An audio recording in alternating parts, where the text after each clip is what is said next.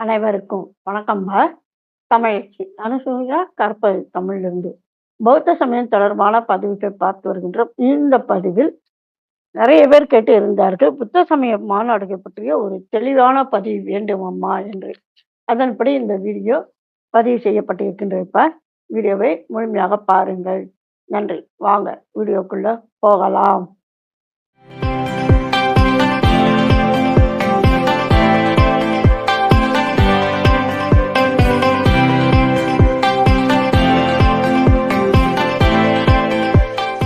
புத்த சமய மாநாடுகள் அல்லது பௌத்த மாநாடுகள்னு சொல்லுவாங்க. ஒரு மாநாடு அப்படின்னு சொல்லி சொன்னோமா, அதுவும் குறிப்பாக பார்த்தோம்னா சமய மாநாடுகள் அப்படின்னு சொல்லி சொன்னோம்னாக்க முக்கியமாக 2 வகைகளில். ஒன்று சமய வளர்ச்சிக்காக, இன்னொன்று நிர்வாகத்தினுடைய பிரச்சனைகள் இருக்கலாம், அல்லது நிர்வாகத்தினுடைய மாற்றங்கள் இருக்கலாம், தலைவர் புதிதாக நியமிக்கலாம். இந்த மாதிரியான தகவல்களுக்காக என்ன செய்வார்கள், சமய மாநாடுகளை நடத்துவார்கள்.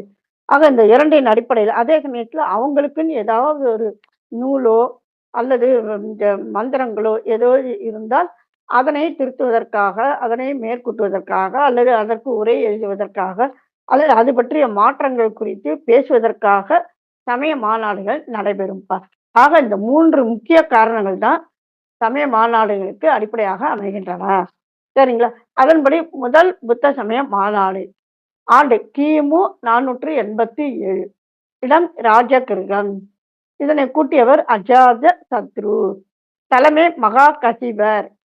பார்த்தீங்கன்னா இந்த புலவருடைய பெயர் வந்து மகா காசிபர், மகா கசிபர் இங்க பார்த்துட்டோம். மகா காசியபர், மகா கஷ்யபர். கஷ்யபர் அப்படிங்கிறதும் அவருடைய பெயர். சரிங்களா? ஒவ்வொருவர் ஒவ்வொரு மாதிரி எழுத்துக்களை கொண்டு அவருடைய பெயரை எழுதுவார்கள். மொத்தத்துல இதுதான் இவருடைய பெயர் தான் அது. சரிங்களா? நிகழ்வு இந்த மாநாட்டுல நடைபெற்ற முக்கியமான நிகழ்வு என்ன அப்படின்னாக்கும், புத்தருடைய போதனைகளான வினய பீடகம் மற்றும் சுத்த பீடகம் ஆகியவை இந்த 2 பகுதிகள் தொகுக்கப்பட்டன. சரிங்களா? நம்ம பார்த்திருக்கோம். திரிபீடகம் சொல்லி பார்த்திருக்கோம். அந்த திரிபீடகத்துல 2 பீடகங்கள் தொகுக்கப்பட்டன. அடுத்து 2ஆம் புத்த சமய மாநாடு ஆண்டு கிமு 387, இடம் வைசாலி. கூட்டிய மன்னர் காகவர்ணன் என்கின்ற காலசோகன், தலைமை சபாகமி. சரிங்களா? நிகழ்வுகள் அப்படின்னு சொல்லி பார்த்தோம்னா பௌத்த விதிகள் தொடர்பான கருத்து வேறுபாடுகளை தீர்ப்பதற்காக கூட்டப்பட்டது. பௌத்த சங்கம் முதலாக தேரவாதிகள் மற்றும் மகா சங்கிகர் என 2 பிரிவுகளாக பிரிந்தது. நம்ம பார்த்திருக்கோம். புத்தருடைய மறைவுக்கு பின்னால புத்த சமயமானது 2 பிரிவுகளாக பிரிந்தன அப்படின்னு சொல்லி. அது மகாயானம், தேரவாத யானம் அப்படின்னு சொல்லி நம்ம பார்த்தோம். முதல் மாதிரி வினாத்தாள்லயே நம்ம பார்த்தோம்ப்பா. சரிங்களா? அந்த இணைப்பை இணைக்கின்றேன், இணைத்து படியுங்கள். அடுத்து 3வது புத்த சமய மாநாடு அது கிமு 251, இடம் பாடலிபுத்திரம். கூட்டியவர் அசோகர், தலைமை உபகுப்தர். மிக முக்கியமான மாநாடுப்பா. திரும்ப திரும்ப தேர்வுகள் கேட்கப்படுவது இந்த மாநாடு குறித்த தகவல்கள் தான். சரிங்களா? நிகழ்வு என்ன அப்படின்னாக்கும், பௌத்தத்தை தூய்மைப்படுத்த கூட்டப்பட்டது. அபிதம்ம பீடகம் தொடுக்கப்பட்டது. மொத்த திரிபீடகம் இல்லையா? திரிபீடகத்துல பார்த்தீங்கன்னாக்கா மேல 2 பார்த்தோம் முதல் மாநாட்டுல. இந்த மாநாட்டுல 3வதான பீடகம் தொகுக்கப்பட்டது. இந்த மாநாட்டுக்கு பிறகுதான் வெளிநாடுகளுக்கு பௌத்த தூதுக்குழுக்கள் அனுப்பப்பட்டன. நம்ம நேற்றைய பதிவில் பார்த்தோம், நினைவு இருக்குங்களா? 9 மிஷன்ஸ் அப்படின்னு சொல்லிட்டு. அதாவது அசோகர் வந்து தூதுக்குழுக்கள் 9 தூதுக்குழுக்களை வெவ்வேறு நாடுகளுக்கு அவர் அனுப்புகின்றார். முதல் தூதுக்குழு பார்த்தீங்கன்னாக்கா அவருடைய மகனும் மகளும் அடங்கிய குழு. அடுத்து 2வது தூதுக்குழு. இந்த மாதிரி 9 குழுக்களை அவர் அனுப்பியதாக நேற்றைய பதிவில் நம்ம பார்த்தோம்ப்பா. சரிங்களா? இந்த இணைப்பை இணைக்கிறேன், இணைத்து படியுங்கள். சரிங்களா? ஏன்னா மிக மிக முக்கியமான முயற்சி அசோகர் எடுத்த இந்த முயற்சி. இதனால தான் பார்த்தீங்கன்னா உலகின் பல்வேறு நாடுகளிலும் புத்த சமயமானது வெகு விரைவாக பரவியது. அடுத்து 4ஆம் புத்த சமய மாநாடு ஆண்டு கிபி 100 அல்லது கிபி 1ஆம் நூற்றாண்டு அப்படின்னு சொல்லுவாங்கப்பா. இதை கவனிச்சுக்கோங்க. சரிங்களா? இடம் குண்டலிவனம், அதாவது காஷ்மீர்ல இருக்கு. கூட்டிய மன்னர் கனிஷ்கர், தலைமை வசுமித்திரர். நிகழ்வுகள் பௌத்தம் ஹீனயானம், மகாயானம் என அதிகாரப்பூர்வமாக பிரிந்தது. மேல நம்ம பார்த்தோம் இல்லையா? தேரவாத குழுக்கள், மகா குழுக்கள் அப்படின்னு சொல்லி 2ஆக பிரிந்ததுன்னு சொல்லி பார்த்தோம். பார்த்தீங்கன்னாக்கா இப்போ அதிகாரப்பூர்வமாக பிரிந்தது. 2வது மாநாட்டுல நடைபெற்ற நிகழ்வு 4வது மாநாட்டுல அதிகாரப்பூர்வமாக நடைபெற்றது. சரிங்களா? அடுத்து சமஸ்கிருத மொழியில் பௌத்த நூல்களுக்கு உரைகள். அந்த உரைகளுடைய பெயர் வந்து பாஷ சாஸ்திரம்னு சொல்லுவாங்க. அவை எழுதப்பட்டன. சரிங்களா? அடுத்து 5ஆம் புத்த சமய மாநாடு. ஆண்டு கிபி 1871. மண்டலை நகரம். அது மியான்மர் இருக்கின்றது. இதனை கூட்டியவர் யார் அப்படின்னாக்கா, மியான்மருடைய பொன்பாக் வம்சத்தினுடைய 8வது மன்னர் மிண்டன் மின். அவர்தான் இந்த மாநாட்டினை கூட்டினார்.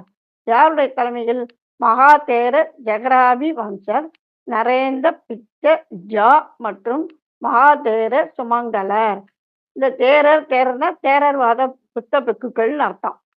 சரிங்களா? இவர்கள் தான் வந்து தலைமையாக இருந்தார்கள். இவர் இதனை நடத்தினார். முக்கியமான மாநாடு இந்த மாநாடும் தான். 729 பளிங்கு பலகைகளில் பௌத்த திருமுறைகள், அதாவது திருப்பீடகம் சொல்றோம் இல்லையா? அந்த பாடல்கள் அனைத்தும் செதுக்கப்பட்டன. இது மியான்மர் நாட்டினுடைய பௌத்த வரலாற்றில் மிக முக்கியமான நிகழ்வாக பார்க்கப்படுகின்றது. சரிங்களா? அடுத்து இது வந்து ரொம்ப இன்னும் நிறைய கருத்துக்கள் இருக்கின்றன. அப்ப இத வந்து அடுத்த பதிவுல நம்ம பார்க்கலாம். சரிங்களா? 5ஆம் மாநாடும், 3வது மாநாடு அசோகர் இருக்கார் இல்லையா? அவருடைய மாநாட்டிலும் பார்த்தீங்கன்னா, இன்னும் நிறைய தகவல்கள் இருக்கின்றன. அதெல்லாம் பார்த்தீங்கன்னா, அடுத்த பதிவுல நம்ம என்னன்றது விரிவா பார்க்கலாம். சரிங்களா? இந்த பதிவுல வந்து வெறும் புத்த சமய மாநாடு பற்றி மட்டும் தான் பேசணும் அப்படிங்கிறதுக்காக தான் இந்த தகவல் மட்டுமே கொடுக்கப்பெறுகின்றன. அடுத்து 6ஆம் புத்த சமய மாநாடு.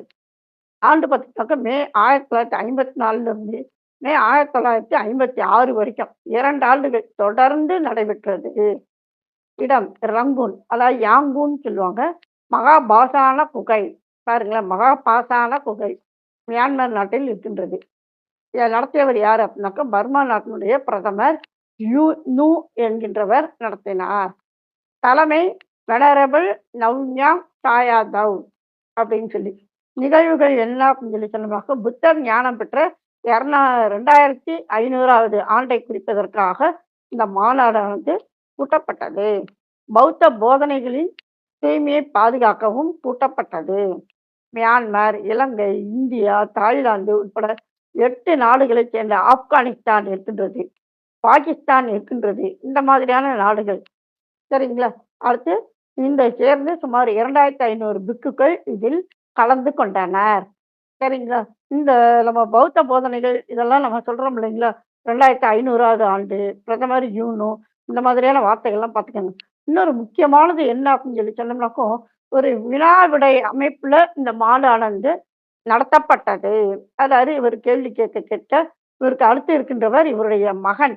அவர் விடை கூறுவது போன்ற அமைப்புல தான் இந்த மாநாடு நடைபெற்றது அப்படின்னு சொல்லுவாங்க. மிக முக்கியமான மாநாடு இதுவும். சரி, ஓகே. 6ஆம் புத்த சமய மாநாடு நம்முடைய மாணவர் கேட்டுக்கொண்டபடி இந்த 6 புத்த சமய மாநாடுகள் குறிப்பிட்டேன். அதுக்கப்புறம் வேற எதுவும் நடக்கலையா? நடந்தன.